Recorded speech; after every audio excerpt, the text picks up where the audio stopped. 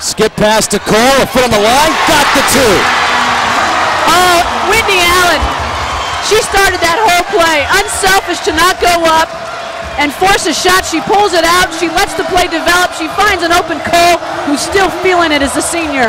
How about the student section, both for Temple and GW, everyone's on their feet. Air ball on the baseline jumper. Comfort with the rebound. 9 seconds on the shot clock again. Maddox has had the hot hand. Hop, skip, and a jump. No travel. And Jessica Adair gets the rebound. Both of these teams giving it up. You have really got to appreciate and applaud the effort that these players are giving on the floor right now. They are absolutely gassed, and they're not missing a beat. And there's a little timeout for both of these teams to take 30 seconds to just get a breath of air and some water. Kimberly Beck realized she picked up her dribble too early. Her coach bails her out with a timeout.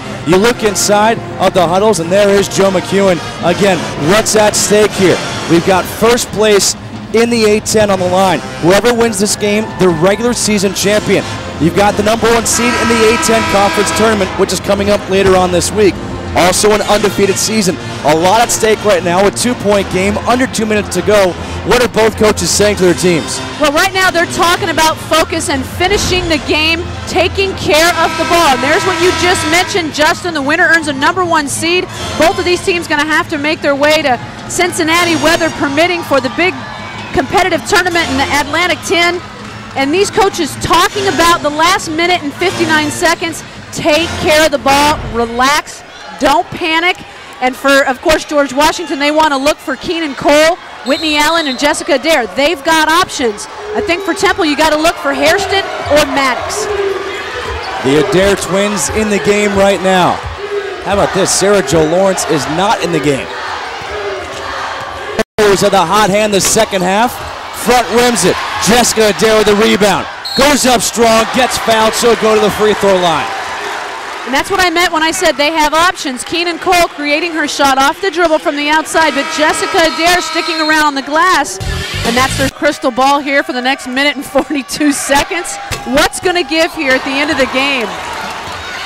Well, one thing that has to happen for either team is if you go to the free throw line, you got to convert your free throws. The player that averages in double figures, only 4 tonight. Temple doing a nice job of shutting her down. Of course, she spent much of the time on the bench in foul trouble. Adair now with 5 points and a 3-point lead. Last time it was a 3-point lead. Maddox came down and hit a big 3-pointer to tie it up. Maddox with the ball in her hand. Hairston driving, tough shot, air ball. Kick it back out, 10 seconds on the shot clock. Maddox almost crossed herself over.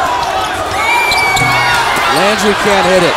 Comfort with the rebound, and they'll reset. And Dawn Staley wants her team to pull it out. She's looking at Fatima Maddox, and she says, hold up, just relax. That's what I talked about. Those coaches saying, stay focused, and now Dawn Staley wants to call timeout. She's going to talk about it now.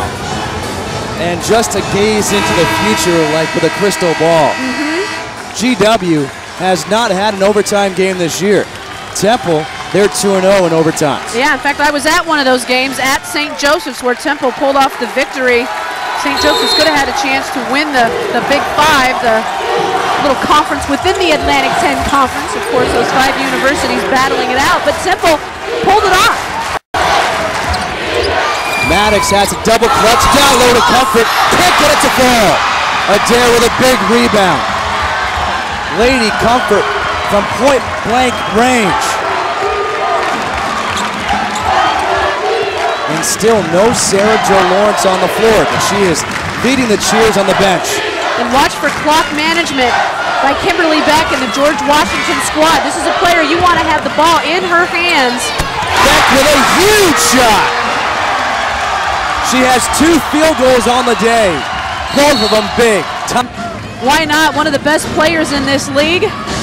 5 points, 2 assists, 2 for 9 from field goal. She's struggling, but Justin, you bring up the most important point. She made a big bucket when it mattered. You gotta go fast. Maddox into the paint, tough shot, no good. Rebound, ripped down by Jasmine Adair. And these fans are beginning to sense it. 13.4 seconds left. They realize that 8-10. Both teams want to win so badly.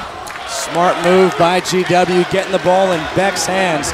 That is the 7th foul. She'll go to the free throw line for 1-on-1. But Beck on the season, 84.6%, the second best free throw shooter on the team. And again, with 12.2 seconds left, you make one, you're in good shape. Oh, yeah. You make two, it's a 3-possession game. Absolutely, that's a perfect point, Justin. It'd still be a 2-possession ball game, but it would be a tough 2-possession ball game. To have to come down and score 2 3-pointers with only 12 seconds left, I mean, George Washington's just going to have a monumental meltdown.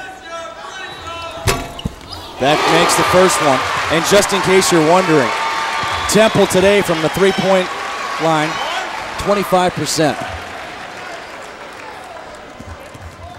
The fans here with their hands up in the air. And that's okay, she makes 1 of 2, but time comes off the clock. 6-point lead. Hairston got to put up a 3. Got it! Hello. Goal, a 92% free throw shooter, or Beck. And the foul is called right away, and I believe it's on Morris. That was a dangerous, dangerous play by George Washington. Well, there was a misread there because Whitney Allen thought Kimberly Beck was going for what they call the cherry pick, and now the assistant coach, Mike Bozeman, is looking at Whitney Allen. He's saying, just relax, use your head. As we take a quick look back here at Sarah Jo Lawrence and her injury, she goes down there, she's number 32 in white. She just bangs up her elbow. But back to that play, a dangerous play, as you mentioned, Justin. They have to be careful. Just get the ball inbound, have somebody set a cross screen at the free throw line, get Beck open, get Keenan Cole open. Beck can't hit the free throw. Timeout quickly by Temple. They go to their primary look in Hairston. Their secondary look, Fatima Maddox, without a doubt. I think you got to get 2 options there. Primary, Hairston, secondary, Maddox. Do you guard the inbounds pass? Absolutely, absolutely. Put pressure on the inbound pass. Learn your lesson, Kentucky versus Duke. You bet. It'll be Jasmine Adair to guard the inbounds pass. Shanita Landry at the top of the key. The long baseball pass by Comfort. Hairston for 3 in the tie, short.